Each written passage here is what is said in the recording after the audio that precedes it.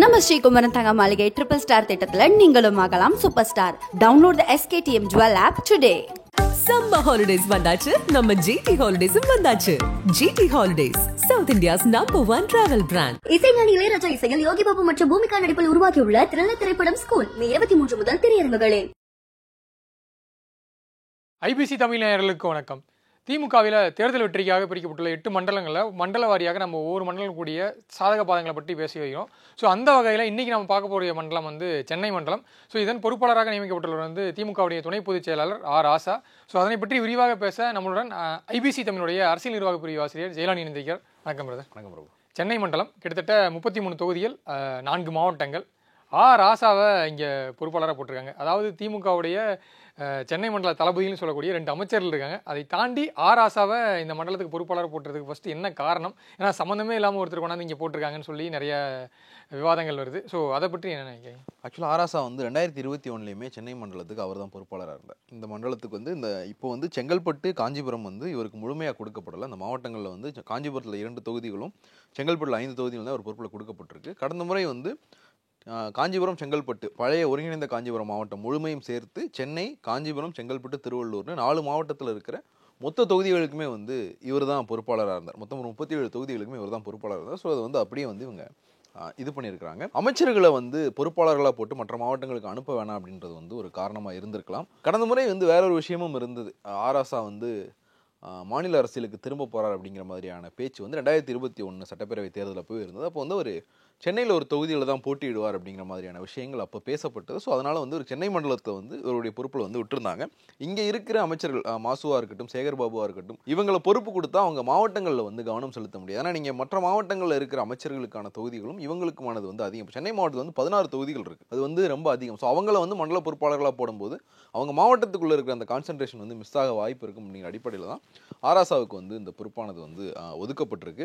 இதில் வந்து திமுகவினுடைய மண்டல பொறுப்பாளர்கள்லேயே இருக்கிறதுலே அதிக ஒரு ஆசிட் டெஸ்ட் மாதிரியானது வந்து ராசாவுக்கு தான். ஏன்னா திமுகவினுடைய மண்டல பொறுப்பாளர்களில் ஒருத்தர் கீழே இருக்கிற தொகுதிகள் மொத்தமாக 100% வந்து திமுக கிட்ட இருக்கிறது இவர்கிட்ட தான் இருக்குது. ராசாவுக்கு ஒதுக்கப்பட்டிருக்கிற 33 தொகுதிகள்லையுமே திமுகவுடைய சிட்டிங் எம்எல்ஏக்கள் தான் வந்து இருக்கிறாங்க. ஸோ இது வந்து இவருக்கு தான் வந்து பெரிய டெஸ்ட்டாக இருக்கும். நீங்கள் இதை தக்க வச்சே ஆகணும். இப்போ மற்ற பேருக்குலாம் வந்து இப்போ நம்ம சேலம் மாவட்டம் பேசும்போதெல்லாம் சொல்லியிருந்தோம், ஒரு தொகுதி தான் ஜெயிச்சிருந்தாங்க, அதுலேருந்து 1 3 4 ஆக்குனாலே வந்து திமுகவுக்கு வெற்றி தான் அப்படின்னு. ஆனால் ராசாவுக்கு வந்து இப்போ அவங்களுக்கு 1 3 4 ஆக்குனதே வெற்றி எந்த இடத்துல இருக்கும் அப்படின்னா, நீங்கள் ஏற்கனவே இருக்கிற தொகுதிகளை தக்க வச்சாகணும். ஒரு கட்சி ஒரு தேர்தல் வியூகத்தை எப்படி வகுக்கும் அப்படின்னா, ஏற்கனவே நம்ம கிட்ட இருக்கிற தொகுதிகள், நம்ம கட்சி சிட்டிங் எம்எல்ஏக்கள், சிட்டிங் எம்பிக்கள் இருக்கிற தொகுதிகளை அப்படியே தக்க வைக்கிறது தான் அவங்களுடைய முதல் நோக்கமாக இருக்கும். அங்கே இருந்து தான் தேர்தல் வியூகத்தையே அவங்க பில்ட் பண்ண ஸ்டார்ட் பண்ணுவாங்க. ஸோ ராசா இந்த 33 தொகுதிகளையும் தக்க வைத்தாக வேண்டிய கட்டாயம் வந்து அவருக்கு இருக்கு. நிறைய முக்கியமானவர்களினுடைய தொகுதிகள் வந்து இதுக்குள்ள வருது. இதுக்கு முன்னாடி நம்ம நிறைய மண்டலங்களை பற்றி பேசும்போது நம்ம ஒவ்வொரு பாதங்கள் என்னன்னு பேசியிருக்கோம். குறிப்பாக கோஷ்டி பூசல், ஸோ இந்த விஷயங்கள்லாம் பேசியிருக்கோம். ஸோ இவருக்கு எப்படி இருக்க போகுது? இங்கே இருக்கக்கூடிய கோஷ்டி பூசல்களாக இருக்கட்டும், இன்னொரு பக்கம் வந்து இங்கே இருக்கக்கூடிய சட்டமன்ற உறுப்பினர்களாகட்டும், அமைச்சர்களாகட்டும், இங்கே வந்து சென்னையை பொறுத்த வரைக்கும் நேரடியாக வந்து முதல்வர் அவருடைய கான்ட்ராக்ட்லையும் அதை தாண்டி துணை முதல்வர் கான்ட்ராக்ட்லேயும் இருக்கான்றாங்க. ஸோ ராசாவுக்கு எந்த அளவுக்கு சவாலாக இருக்க போகுது? ராசா வந்து அவருடைய முதல்கட்ட ஆய்வை நடத்தி முடிச்சிட்டார். அந்த ஒரு இது சொன்னிருந்தாங்க இல்லையா, அவர் கொஸ்டினர் கொடுத்துருந்தாங்கன்னு சொல்லிட்டு, வந்து சென்னை மண்டலத்துக்கு கொடுக்கப்பட்டது தான். அவங்க தொகுதி பார்வையாளர்கள் கிட்ட என்னென்ன கேட்டிருக்காங்க அப்படின்னா, கோஷ்டி பூசல் பற்றி கேட்டுக்கிறாங்க, கட்சிக்குள்ள நிர்வாகிகளுக்குள்ள என்ன பிரச்சனை இருக்கு இந்த தொகுதியில் அப்படின்றத கேட்டிருக்காங்க. அதை தாண்டி இங்கே இருக்கிற நிர்வாகிகளுக்கும் எம்எல்ஏக்களுக்கும் சிட்டிங் எம்எல்ஏக்கும் வந்து ஒரு சுமூகமான உறவு இருக்கா, இந்த எம்எல்ஏ மறுபடியும் இங்கே போட்டியிட்டார் அப்படின்னா அவர் வெற்றி பெறதுக்கான வாய்ப்பு இருக்கா அப்படிங்கிற மாதிரியான கேள்விகள் கேட்டிருக்கு. அரசு தரப்புல இந்த தொகுதிக்கு செய்து தரப்பட வேண்டிய விஷயம் என்னவா இருக்குன்னு நினைக்கிறீங்க அப்படின்ற மாதிரியான விஷயங்கள்லாம் வந்து அவங்க தொகுதி பார்வையாளர்கள்ட்ட கேட்டு வாங்கியிருக்கிறாங்க. கோஷ்டி பூசல் வந்து இங்கேயும் வந்து குறைச்சலான இங்கே வந்து மிதமிஞ்சிய கோஷ்டி பூசல் வந்து இந்த 4 மாவட்டங்கள்லையுமே வந்து இருக்குது. முதல்ல வந்து நம்ம இங்கே முக்கியஸ்தர்கள் யார் யார் இருக்காங்க அப்படின்னு பார்த்தா, முதலமைச்சருடைய தொகுதி இதில் வருது, துணை முதலமைச்சருடைய தொகுதி வருது. அது போக சென்னை மாவட்டத்தில் வந்து முதலமைச்சரையும் துணை முதலமைச்சரையும் சேர்த்து 4 அமைச்சர்கள் இருக்கிறாங்க. அமைச்சர் சேகர் பாபு இருக்கிறார், அமைச்சர் மா சுப்பிரமணியம் இருக்கிறார். அதை தாண்டி நீங்கள் காஞ்சிபுரத்தில் வர்ற 2 தொகுதிகளில் ஒரு தொகுதியான ஆலந்தூர் வந்து அமைச்சர் தாமோ அன்பரசனுடைய தொகுதி. திருவள்ளூர் மாவட்டத்தில் வந்து அமைச்சர் ஆவடி நாசர் இருக்கார். ஸோ 6 அமைச்சர்களினுடைய முதலமைச்சர் துணை முதலமைச்சரை சேர்த்து 6 அமைச்சர்களுடைய தொகுதிகள் வந்து இதுக்குள்ளே வந்து கவர் ஆயிடுது. இது போக பல மூத்த நிர்வாகிகள் வந்து இருக்கிறாங்க. தமிழ்நாட்டிலே அதிக வாக்காளர்களை கொண்ட சட்டப்பேரவை தொகுதியான சோழிங்கநல்லூர் தொகுதி வந்து இதுக்குள்ளே தான் வருது. இந்த இடங்களில் வந்து ராசாவுக்கு இருக்கிற முதல் சவால் என்ன அப்படின்னா, சென்னை மாவட்டத்தை எடுத்துக்கிட்டோம்னா சென்னை மாவட்டத்தில் இருக்கிற 16 தொகுதிகளில் திமுகவுக்கு சாதகமாக இல்லாத தொகுதிகள், பாரம்பரியமாக திமுக தொகுதிகள் இல்லாத தொகுதிகளையுமே வந்து திமுக ஜெயிச்சு தான் 2021 கிளீன் ஸ்வீப் பண்ணியிருந்தாங்க. அப்படியான தொகுதிகளை எடுத்தோம் அப்படின்னா ஆர்கே நகர், மயிலாப்பூர், டி நகர், விருகம்பாக்கம், இந்த 4 தொகுதிகளும் வந்து திமுகவுக்கு பெரிய அளவில் சாதகமாக இல்லாத தொகுதிகள். இதில் ஆர்கே நகர் தொகுதி வந்து பாரம்பரியமாக அதிமுக வெற்றி பெற்ற ஒரு தொகுதி வந்து அவங்க முதல் முறை வெற்றி பெற்றிருந்தாங்க. இந்த முறை வந்து சேகர் பாபு தொகுதி மாற வாய்ப்பு இருக்கு, அவர் வந்து துறைமுகத்தில் மறுபடியும் நிற்க போறது இல்லை அப்படிங்கிற மாதிரியான விஷயங்கள் திமுக தரப்புல இருந்து நமக்கு கிடைக்குது. குறிப்பா வந்து உதயநிதி ஸ்டாலின் வேற ஒரு ஐடியாவில் இருக்கிறார். இங்க வந்து சென்னை நீங்க தொகுதிகள் எடுத்து பார்த்தீங்க அப்படின்னா துறைமுகம், சேப்பாக்கம், திருவல்லிக்கேணி, ஆயிரம் விளக்கு இங்கெல்லாம் வந்து கணிசமான அளவில் இஸ்லாமியர்களுடைய வாக்குகள் இருக்கு. துறைமுகம் தொகுதியா இருக்கட்டும், சேப்பாக்கம், திருவல்லிக்கேணி ரெண்டும் வந்து தனித்தனி தொகுதியா இருந்தது. 2008 தொகுதி மறுசீரமைப்புக்கு முன்னாடி ரெண்டும் தனித்தனி தொகுதியா இருந்தது. அப்பவே வந்து அது முஸ்லீம் மெஜாரிட்டி தொகுதியாக தான் இருந்தது. இந்த தொகுதிகளில் வந்து கடந்த காலங்களில் இஸ்லாமியர்கள் வந்து போட்டிக்கிட்டு இருக்காங்க. திருவல்லிக்கேணி தொகுதியில் வந்து ஆயிரம் விளக்கு ஹுசைன் வந்து திமுக சார்பாக நீ நாட்களில் எம்எல்ஏவாக இருந்திருக்காரு. துறைமுகம் தொகுதியில் வந்து துறைமுகம் தொகுதி முஸ்லீம் லீகுக்கே ஒதுக்கப்பட்டிருக்கு. ஆனால் கடந்த சில தேர்தல்களாக வந்து தொடர்ச்சியாக வந்து அங்கே இஸ்லாமியர்களுக்கு வாய்ப்பு கொடுக்கப்படலை அப்படின்றதுனால துறைமுகம் தொகுதியிலிருந்து சேகர் பாபுவை மாற்றிட்டு அங்கே ஒரு இஸ்லாமியருக்கு வாய்ப்பு கொடுக்கணும் அப்படிங்கிற ஒரு ஐடியாவில் துணை முதலமைச்சர் உதயநிதி ஸ்டாலின் இருக்கிறதா திமுக தரப்புல வந்து நிறைய பேர் வந்து சொல்றாங்க. இந்த தகவல்கள் வந்து சொல்லுது. சேகர் பாபு ஏதாவது சூஸ் பண்ணுவார், அவர் ஆர்கே நகர் போறதுக்கான வாய்ப்பு அதிகம். ஏன்னா ஆர்கே நகர் தொகுதி திமுக வெற்றி பெற்றது. நீங்க கடந்த கால தேர்தல் வரலாறு எடுத்து பார்த்தீங்கன்னா திமுக தமிழ்நாடு முழுக்க தோல்வி அடைஞ்ச தேர்தல்கள்லையுமே சென்னையில் வந்து நல்லா ஜெயிச்சிருப்பாங்க. இப்போ நீங்கள் 84 தேர்தல் எடுத்து பார்த்தீங்கன்னா அது ஒரு அனுதாபத்தினால வந்து கிடைச்ச வெற்றி. அதிமுகவுக்கும் காங்கிரஸும் கூட்டணி வச்சிருந்தாங்க. எம்ஜிஆர் உடல்நிலை சரியில்லாமல் மருத்துவமனையில் அமெரிக்காவில் வந்து புரூக்லின் மருத்துவமனையில் அனுமதிக்கப்பட்டிருந்தார். இந்திரா காந்தியினுடைய மரணம் வந்து அப்போதான் நிகழ்ந்திருந்தது. ஸோ இந்த 2 அனுதாபங்களும் வந்து பெரிய அளவிலான ஆதரவை அதிமுக காங்கிரஸ் கூட்டணிக்கு பெற்றி கொடுத்திருந்தது. திமுக ஒரு எதிர்க்கட்சி ஆகிறதுக்கான இது கூட இல்லாத அளவுக்கு தான் சீட்டு வந்து ஜெயிச்சிருந்தாங்க. ஆனால் நீங்கள் சென்னையில் பார்த்தீங்கன்னா பெரும்பான்மையான இடங்கள் வந்து வெற்றி பெற்றிருந்தாங்க. அதில் அந்த தேர்தலில் கூட அவங்க தோல்வி அடைஞ்ச ஒரு தொகுதியாக வந்து ஆர்கே நகர் தொகுதி இருந்திருக்கும். ஸோ அந்த தொகுதியை நம்ம ஒரு முறை 2021 ஜெயிச்சிட்டோம். அந்த தொகுதியை தக்க வைக்கணும் அப்படின்னா அதுக்கு ஒரு வலுவான கேண்டிடேட் தான் வேணும் அப்படிங்கிற அடிப்படையில் சேகர் பாபுவுக்கு வந்து ஆர்கே நகர் தான் சொந்த தொகுதியும் கூட. அது அவர் முதல் முறை வெற்றி பெற்ற தொகுதி வந்து ஆர்கே நகர் தான். 2001, 2006 2 முறை வந்து ஒரு ஆர்கே நகர் எம்எல்ஏவாக தான் இருந்தார். திமுகவுக்கு வந்ததுக்கு பிறகு 2011 ஒரு முதல் முறை போட்டியிட்டது ஆர்கே நகர் தொகுதியில் தான். ஆனால் அதுக்கு பிறகு 2016 ஜெயலலிதா ஆர்கே நகர் மாறுறாங்க அப்படின்றதுக்கு பிறகு வந்து ஒரு துறைமுகம் தொகுதிக்கு 2016 மாறிட்டார்.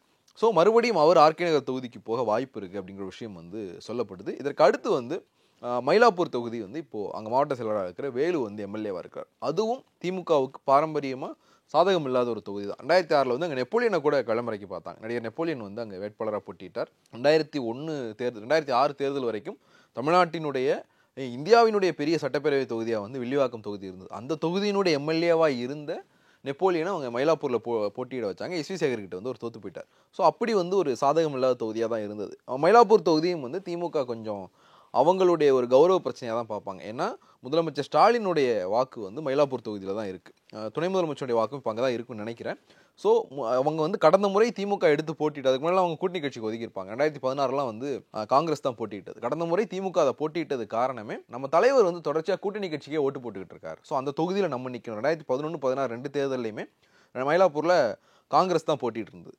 2021 திமுக அதை கையில் எடுத்தது காரணமே ஸ்டாலினுடைய வீடு அங்கே வருது அப்படின்றதுனால தான். ஸோ அந்த தொகுதியை வெற்றி பெறுறதும் வந்து ஒரு சவாலாக இருக்கும். இந்த 5 ஆண்டு ஒரு ஆன்டி இன்கம்பன்சிக்கு பிறகு சென்னைக்குள்ள நடந்த பல விஷயங்கள். ஏன்னா இந்த 2021 தேர்தலில் திமுகவுக்கு இருக்கிற பெரிய சவால் என்னன்னா தமிழ்நாட்டினுடைய ஒட்டுமொத்த மக்கள் பிரதிநிதிகளை எடுத்து பார்த்தீங்க அப்படின்னா பெரும்பான்மையானவர்கள் வந்து திமுக இல்லை திமுக கூட்டணி கட்சியை சேர்ந்தவங்க இருக்காங்க. 39 தொகுதிகளும் திமுக கூட்டணி கட்சியும் வெற்றி பெற்றது.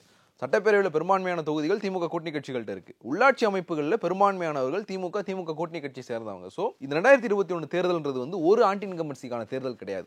எம்பியினுடைய செயல்பாடு பாதிப்பை ஏற்படுத்தும். அங்கே லோக்கல் கவுன்சிலினுடைய செயல்பாடு இந்த தேர்தலில் பாதிப்பை ஏற்படுத்தும். ஸோ இவ்வளவு விஷயங்கள் இருக்கும்போது இதையெல்லாம் வந்து சரி பண்ணுறது வந்து ஆராசாவுக்கு வந்து ஒரு சவாலாக இருக்கும். அதற்கு அடுத்த தொகுதி நம்ம பார்த்தோம் அப்படின்னா டி நகர் விரும்பாக்கம். டி நகரில் வந்து கடந்த முறையே 137 வாக்குகள் வித்தியாசத்தில் தான் வெற்றி பெற்றிருந்தார். ஸோ அதை வந்து இவங்க திருப்பி தக்க வைப்பாங்களா அப்படிங்கிற ஒரு கேள்வி இருக்குது. இந்த வீக்கான தொகுதிகள் வந்து பார்க்குற மாதிரி இருக்கும். அதே மாதிரி கடந்த முறை கூட்டணி கட்சிக்கு ஒதுக்கப்பட்டு காங்கிரஸ் வெற்றி பெற்ற வேளச்சேரி தொகுதியும் வந்து அவங்களுக்கு வீக்காக மாறலாம். ஒரு மழை வெள்ளம் வருது, ஒரு மழைக்காலம் வருது அப்படின்னாலே சென்னையில் எல்லாருடைய கவனமும் திரும்புகிற ஒரு பகுதியாக வந்து வேளச்சேரி தான் இருக்குது. ஸோ இந்த கடந்த 2-3 ஆண்டு வெள்ளங்களில் வந்து அங்கே இருந்த காங்கிரஸ் எம்எல்ஏவினுடைய செயல்பாடு பெரிய அளவில் இல்லை அப்படிங்கிற குற்றச்சாட்டுகளை வந்து களத்திலேயே வந்து நம்மளால் எதிர்கொள்ள முடிஞ்சது. ஸோ இதெல்லாம் வந்து இவங்க சரி பண்ணுற மாதிரியான ஒரு விஷயமா இருக்கும். அதை தாண்டி நீங்கள் வடசென்னை பக்கம் வந்துட்டீங்கன்னா ஆர்கே நகர் வடசென்னைக்குள்ளே தான் வரும். ஆனால் மற்ற தொகுதிகள் வந்து திமுகவுக்கு சாதகமாக தான். ராயபுரம் கூட குறிப்பிட்டு ராயபுரத்தில் கூட வந்து அவங்க வேட்பாளரை சூஸ் பண்ணிட்டாங்க அப்படிங்கிற மாதிரியான விஷயங்களும் சொல்லப்படுது.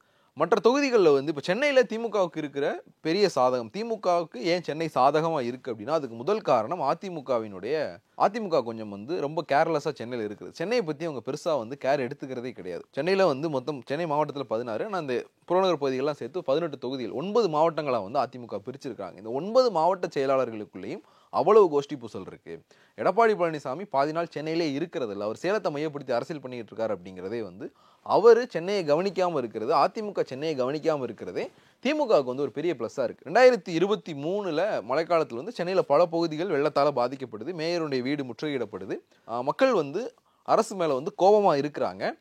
இதை அதிமுக மெட்டீரியலைஸ் பண்ணியிருக்கணும், அதிமுக கன்சாலிடேட் பண்ணியிருக்கணும். ஆனால் இது என்ன நடக்குது அப்படின்னா, முதல் நாள் மக்கள் ஒரு இடத்துல கோபமாக பேசினாங்கன்னா அடுத்த நாள் வந்து அங்கே திமுக காரங்க தான் போய் நிற்கிறாங்க, திமுக எம்எல்ஏக்கள் திமுக கவுன்சிலர்கள் தான் வந்து அடுத்த நாள் அங்கே போய் நிற்கிறாங்க. ஸோ ஒரு எதிர்கட்சியாக அதிமுக எங்கெல்லாம் தவற விடுதோ அங்கெல்லாம் வந்து ஆளும் கட்சியாக திமுக அதை ஃபில் பண்ணி இன்னும் வந்து சென்னை மண்டலத்தை அவங்க கட்டுப்பாட்டுக்குள்ளேயே வச்சிருக்கிறாங்க. சில வீக்கான தொகுதிகள் இருக்குது, அந்த வீக்கான தொகுதிகளை எப்படி சரி பண்ண போறாரு அப்படிங்கறதான் வந்து ஆராசாவுக்கான பெரிய சவாலா இருக்கும் சென்னைக்குள்ள. வீக்கான தொகுதிகளை தாண்டி இப்போ சிட்டிங் எம்எல்ஏ இருக்கு நிறைய பேருக்கு வந்து அடுத்த முறை வந்து வாய்ப்பு மறுக்கப்படுறதுக்கான வாய்ப்புகள் இருக்கு. கிட்டத்தட்ட 6 எம்எல்ஏக்களுக்கு மேல இருக்கு. அதே போல இப்போ சென்னை மேயரா இருக்கக்கூடிய பிரியா, ஸோ அவர்களும் வந்து சட்டமன்ற தேர்தலில் போட்டியிடறதுக்கான வாய்ப்புகளும் அதிகம். அவங்க வந்து திருவிகா நகர்ல களமிறங்குறதுக்கான வாய்ப்பு வந்து நிறையவே இருக்கு. ஏன்னா திருவிகா நகர்ல இப்போ சிட்டிங் எம்எல்ஏவா இருக்கிற தாயகம் கவிக்கு வந்து கடந்த முறையே வந்து சீட்டு கொடுக்க வேணாம் அப்படின்னு சொல்லி ஐபேக்லேருந்து ரிப்போர்ட் கொடுத்துருந்தாங்க. ஐபேக்கினுடைய ரிப்போர்ட்டை திமுக பெரிய அளவில் வந்து கணக்கில் எடுத்துக்கல.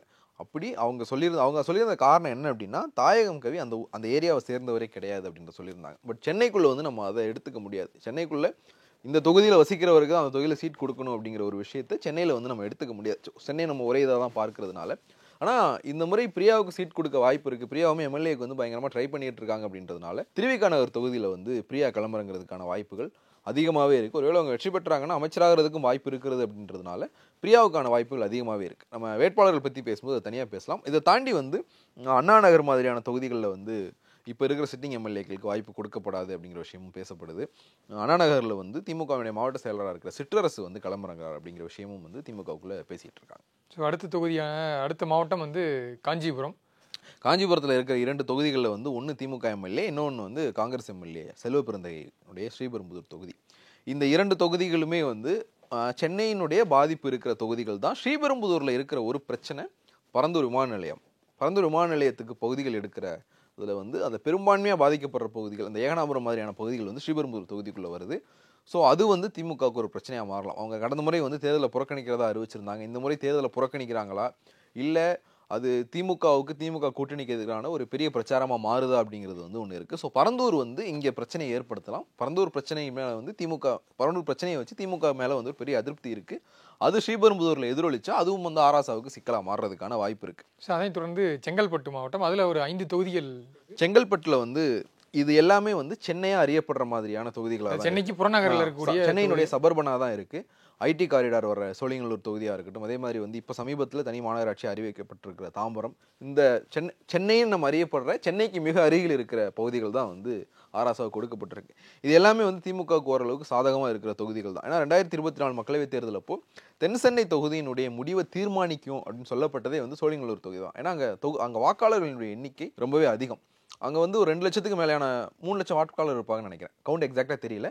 அதில் வந்து ஒரு 1.5 லட்சம் ஓட்டு வந்து திமுக செக்யூர் பண்ணிருச்சுனாலே தென்சென்னையில் வந்து திமுக ஜெயிச்சிரும் அப்படிங்கிற ஒரு இதுதான் முன்வைக்கப்பட்டது. அது அப்படியே நடக்கவும் செஞ்சது. ஸோ சோழிங்கநல்லூர் தொகுதி வந்து திமுகவுக்கு சாதகமான தொகுதியாக தான் இருக்குது. தாம்பரத்தை பொறுத்த வரைக்கும் எஸ்ஆர் ராஜாவே வந்து மீண்டும் போட்டிடுறதுக்கான வாய்ப்பு இருக்குது. ஒருவேளை வந்து சீனியர் அமைச்சர்கள் இப்போ இருக்கிறவங்களுக்கு வந்து ஒரு மறுபடியும் திமுக ஆட்சி அமையுது அப்படின்னா அதில் இப்போ இருக்கிற சீனியர் அமைச்சர்களுக்கு வாய்ப்பு மறுக்கப்படும் போது இந்த பகுதிகளில் இருக்கிறவங்க வந்து அமைச்சராக வாய்ப்பு இருக்குது. விசிகா வசம் இருக்கிற 2 தொகுதிகள் வந்து இதுக்குள்ளே வருது. திருப்பூர், செய்யூர் அப்படிங்கிற 2 தொகுதிகள் வந்து இதுக்குள்ளே வருது. ஸோ இந்த 2 தொகுதிகள் வந்து திருப்பி அவங்க விசிகாக்கே கொடுக்க போகிறாங்க. ஆனால் திருப்பூர் தொகுதியெல்லாம் திமுகவுக்கு ரொம்ப ஸ்ட்ராங் ஹோல்டு இருக்கிற ஒரு தொகுதி. 2019 இடைத்தேர்தலில் அவங்க வெற்றி பெற்ற தொகுதியவே வந்து அவங்க கூட்டணி கட்சி கொடுத்துருந்தாங்க. ஸோ விசிகா அது திருப்பி அந்த தொகுதி கொடுக்கப்படுதா இல்லை திமுக வாங்கி போட்டிடுறாங்களா அப்படிங்கிற விஷயம் இருக்குது.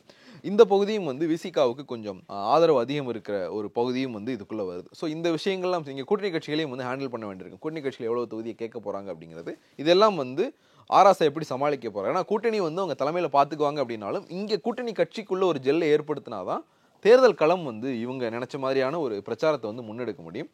அது திருவள்ளூர் மாவட்டத்தை பொறுத்த வரைக்கும் திருவள்ளூரில் வந்து கோஷ்டி பூசல் ரொம்ப அதிகமாகவே இருக்குது. நம்ம அங்கே கிராமப்புற பகுதியில் இருக்கிறது எல்லாமே பார்த்தாலும் கடந்த முறை 2024 மக்களவைத் தேர்தலில் தமிழ்நாட்டிலே அதிக வாக்குகள் வித்தியாசத்தில் திமுக கூட்டணி வேட்பாளர் வெற்றி பெற்றது திருவள்ளூர் தொகுதியில் தான். அதுக்காக தான் ஆவடி நாசருக்கு வந்து மறுபடியும் அமைச்சர் பதவியும் கொடுத்துருந்தாங்க அந்த தேர்தலினுடைய பெர்ஃபார்மன்ஸுக்காக தான். ஸோ திருவள்ளூரில் நிறைய தொகுதிகள் வந்து திமுகவுக்கு சாதகமான தொகுதிகள் கிடையாது.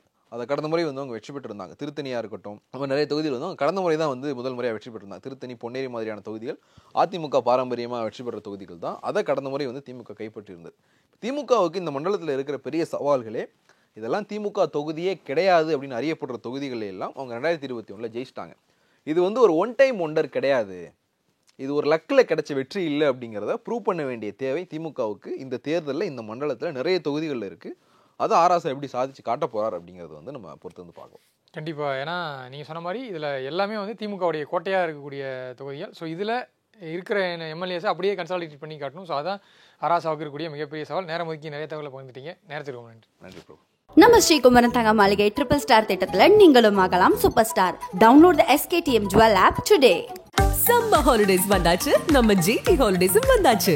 GT holidays, south India's number 1 travel brand. இசைஞானி இளையராஜா இசையில் யோகி பாபு மற்றும் பூமிகா நடிப்பில் உருவாக்கியுள்ள த்ரில்லர் திரைப்படம் ஸ்கூல் மே 23 முதல் திரையரங்குகளில்.